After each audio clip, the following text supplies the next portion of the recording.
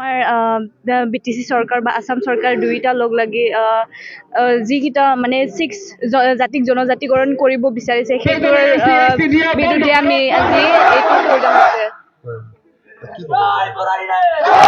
এতিয়া এইটো ক্ষেত্ৰত আমি নিবিচাৰো যে 6টা জনজাতিক যাতে জনগোষ্ঠীকৰণ কৰা হওক, কিয়নো সিহঁত অলৰেডি বহুত আগবঢ়া জাতি হয় আৰু সিহঁতে যদি ST ষ্টেটাছ পাই যায় আমি তেতিয়াহ'লে পিছত বহু মানে পিছ পৰি ল'ম, কিয়নো ইহঁতৰ অলৰেডি বহুত আগবাঢ়ি আছে আৰু ইতিমধ্যে অলৰেডি তাহাঁতৰ কেইজনমান লোকে কৈছে যে আজি এতিয়া বৰ্তমানৰ যিকেইটা এক্সিষ্টিং ট্ৰাইবেল হয় সেইকেইটাক ইহঁতে অলৰেডি মানে কি বহুত পিছুৱাই পেলাই থৈ যাব বা সেনেকে দমন কৰিব, তেনেকুৱা অলৰেডি বহুতে কৈছে। সেইটো কাৰণে আমি আজি এইটো কৰা হৈছে।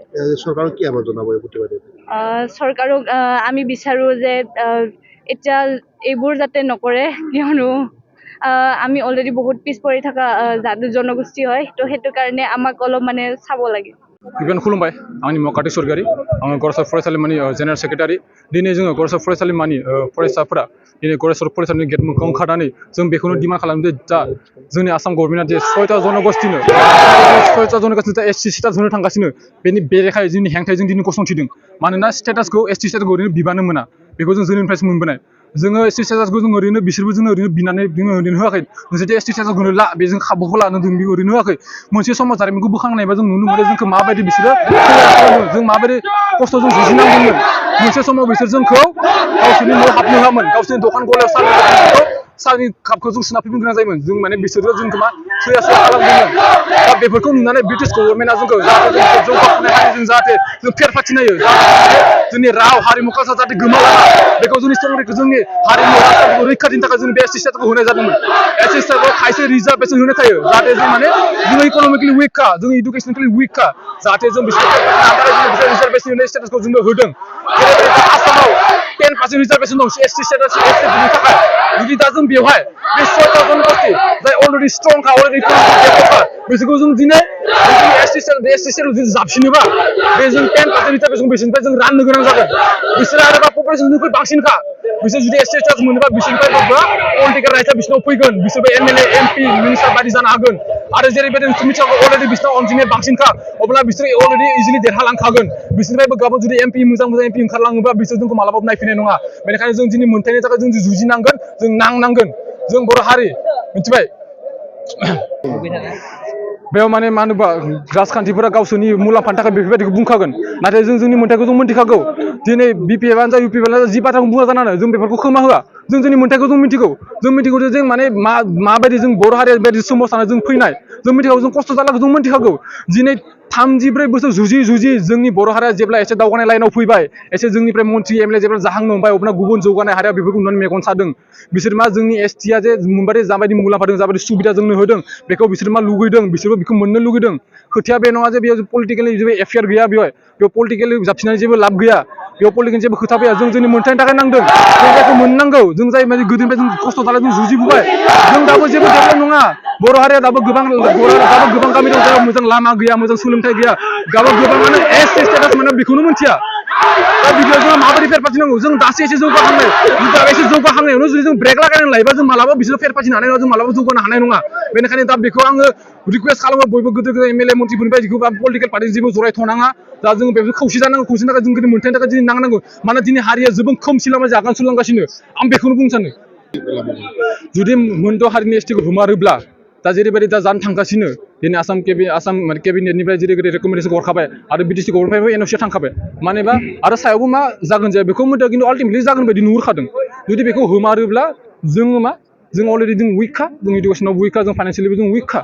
जे बिसोरखौ होयोबा जोंनि मा थाखानाय STफोरनि थाखाय जों गोबां खहा जागोन। जेरै आं आगोलावनो बुंखांबाय, जोंनि आसामाव दा 10% थाखाय जोंनि मा ST रिजार्भ थायो। जुदि दा बेयाव 10% रिजार्भआव जुदि जों 1.8 करोड़बो बांसिन जुदि इडुकेसनखौ डेभेलप जाबसिननानै होयोब्ला जों आल्टिमेटलि जों देरहाखागोन। मिथिबाय? जुदि जोंहा जेनेबा ST फाइनाल लोगो लोगो बिसोर मा हानि मोन्थायखौ बिसोर मोनगोन। लासै लासै जों गासिबो सेख'लांनाय बिसोर जुदि ST स्टेटखौ हुमारोब्ला जों सिरि जिरायनानै थाया, जों जेरैबायदि हरना होदों जों बेखौ होबाय थागोन। जों दिनै मोन्थायनि थाखाय नांगोन आरो जेब्लासिमहालागै आसाम गभर्नमेन्टआ मोनसे फिक्स डिसिजन एबा थिरांथा लाया, जों बेखौ मालाबा मानिना लाया। जों बेखायनो बेखौ हरना होगोन, जों जोबजासिम बेखौ हेंथायै जों दिनै गसंथिगोन। दिनै बड'सा फरायसालिमानि आं सासे इउनियन बडिनि एसिस्टेन्ट जेनेरेल सेक्रेटारि दिनै जोङो जे गरेस्वर फरायसालिमानि दिनै खौसेथि आफाद बा इउनियन बडिया दिनै सोमावसारनो थाखाय मोनसे हाबाफारि लादों बे हाबाफारियाव जोंनि गरेस्वर फरायसालिमानि गासै फरायसाफोरखौ बा एसटि हारिनि फरायसाफोरखौ जोङो जुथुम लिंहरनानै बा खावलायनानै दिनै जोंनि गरेस्वर फरायसालिमानि लांगोनायाव दिनै मोनसे गोख्रों सोमावसारनो थाखाय आखायाव लादों बा लाबाय आरो बे उद्देश्यआनो जाबाय दिनै आसाम सरकारा मोनद' हारिनो एसटि होनो नागिरदों स' मानो होनबा जोंनि थाखानाय एसटि हारिफोरनो दिनै एसटि होनो नागिरदों बेयाव जोंहा गोबां साननो गोनां बाथ्रा मा साननो गोनां बाथ्रा जाहैबाय बे साननो गोनां बाथ्राया जाहैबाय जोंहा बे थाखानाय हारिसा बा हारिफोरनो दिनै गोबां पपुलेसन बा डेभेलप हारिफोरा दिनै जोंनि गेजेराव हारिफोरनि नागिरदों जोंनि गैयै हारिफोरनियाव गोबां जानायफोरनाव दिनै जोङो बेनिखायनो जोंनि जौगानाय हारिसाफोरा जोंनि गेजेराव गोबां जोंखौ बायदिसिना खालामगोन प्रब्लेम खालामगोन बा जों बेफोरखौ जों माब्लाबा गनायनो हाया जोंनि गेजेराव बेफोरबायदि